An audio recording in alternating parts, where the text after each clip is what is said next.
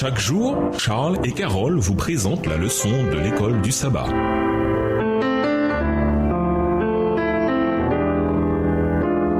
Bienvenue dans votre émission. Dieu nous parle. Nous voilà à la leçon de mardi, l'exemple du repos. Outre les exemples que nous avons déjà étudiés, la notion de type et de symbole peut également s'appliquer au concept biblique de repos. Pour s'en convaincre, voyons ce que dit l'Épître aux Hébreux dans le Nouveau Testament. Lisons Hébreux 4 et versets 1 à 11. À quoi la promesse d'entrer dans le repos de Dieu fait-elle référence? Que nous révèle l'expérience du peuple d'Israël au cours de son exode et de son errance dans le désert sur l'idée d'entrer dans le repos de Dieu. Hébreux 4, les versets 1 à 11. Craignons donc, tandis que la promesse d'entrer dans son repos subsiste encore, qu'aucun de vous ne paraisse être venu trop tard. Car cette bonne nouvelle nous a été annoncée aussi bien qu'à eux, mais la parole qui leur fut annoncée ne leur servit de rien, parce qu'elle ne trouva pas de la foi chez ceux qui l'entendirent. Pour nous qui avons cru, nous entrons dans le repos, selon qu'il dit « Je jurerai dans ma colère, ils n'entreront pas dans mon repos ». Il dit cela, quoique ses œuvres eussent été achevées depuis la création du monde, car il a parlé quelque part ainsi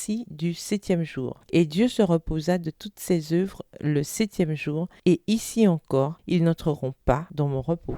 Verset 6. Or, puisqu'il est encore réservé à quelques-uns d'y entrer, et que ceux à qui d'abord la promesse a été faite n'y sont pas entrés, à cause de leur désobéissance, Dieu fixe de nouveau un jour, aujourd'hui, en disant dans David, si longtemps après, comme il est dit plus haut. Aujourd'hui, si vous entendez sa voix, n'endurcissez pas vos cœurs, car si Josué lui eût donné le repos, il ne parlerait pas après cela de notre jour. Il y a donc un repos de sabbat réservé au peuple de Dieu, car celui qui entre dans le repos de Dieu se repose de ses œuvres, comme Dieu s'est reposé des siennes. Efforçons-nous donc d'entrer dans ce repos, afin que personne ne tombe en donnant le même exemple de désobéissance. Les thèmes de la persévérance et de la fidélité sont très importants dans ce texte. Ce passage parle du sabbat du 7e jour, mais l'objectif principal de ces versets, et ceux qui précèdent, voire Hébreux 3, les versets 7 à 19, est d'appeler le peuple de Dieu à garder la foi, c'est-à-dire à rester fidèle au Seigneur et à l'Évangile. Ces passages encouragent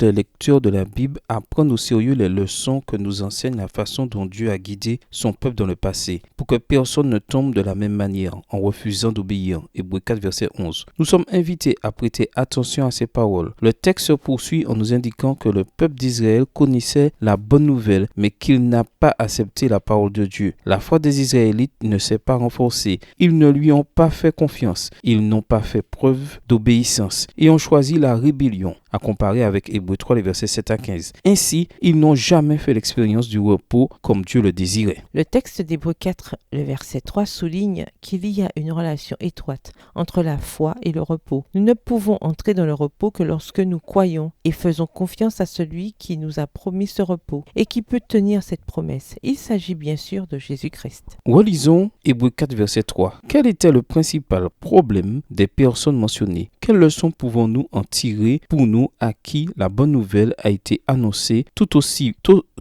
bien qu'à eux? Hébreux 4, verset 2. Hébreux 4, les versets 2 et 3. Car cette bonne nouvelle nous a été annoncée aussi bien qu'à eux, mais la parole qui leur fut annoncée ne leur servit de rien, parce qu'elle ne trouva pas de la foi chez ceux qui l'entendirent. Pour nous qui avons cru, nous entrons dans le repos selon qu'il dit « Je jurerai dans ma colère, ils n'entreront pas dans mon repos ». Il dit cela, quoique ses œuvres eussent été achevées depuis la création du monde. La première communauté chrétienne avait accepté la révélation antérieure de Dieu, ce que nous appelons l'Ancien Testament, et croyait que Jésus-Christ était l'agneau de Dieu, le sacrifice offert pour les péchés. Et par la foi en ce sacrifice, les croyants ont pu faire l'expérience du salut en Jésus et du repos qui nous est offert en lui. Dans quelle mesure comprendre ce qu'être sauvé par le sang de Jésus signifie peut nous aider à entrer dans le repos que nous trouvons en Jésus, sachant que nous sommes sauvés par la grâce et non par les œuvres. Au revoir. Et à demain si Dieu veut.